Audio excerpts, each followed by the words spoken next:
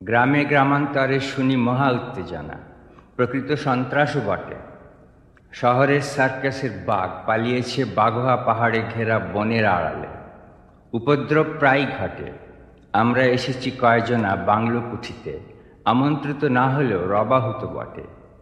3 পা বাড়ালে রাত্রে ঠিক 1:30টায় শুনেছি সে ভাঁটা চোখ দেখা যায়। হিংসা, জ্বালা, রাগ প্রচণ্ড আক্রোশে জ্বলে। খণ্ডিত মুক্তিতে প্রচণ্ড আক্রোশে, কেননা সে খাঁচার সচ্ছল সুখ চায়। পলাতক অনভ্যস্ত স্বাধীন অরণ্যে অপ্রস্তুত ফাঁসি কাটে আসামির দুর্গত দীক্ষায়। আমাদের রাত্রি কাটে কাঁটা ঝোপে, ঘাসের পোকায়, কেঁচোয়, মশায়, দীর্ঘ প্রতীক্ষায়।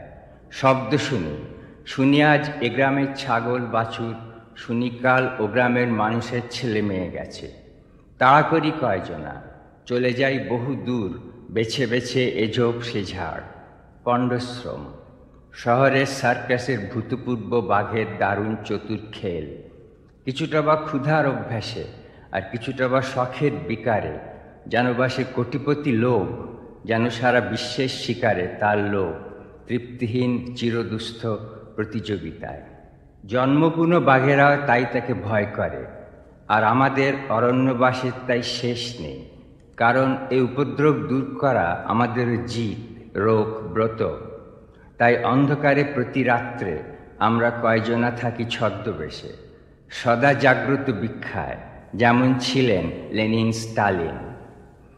1917 অক্টোবরে উদ্যত প্রস্তুত, প্রায় সেই মন নিয়ে, বড়তেই দাও যদি ছোটর উপমা। আমরাও চুপ করে বসি, কিংবা ছুটি নিঃশব্দ সঞ্চারে।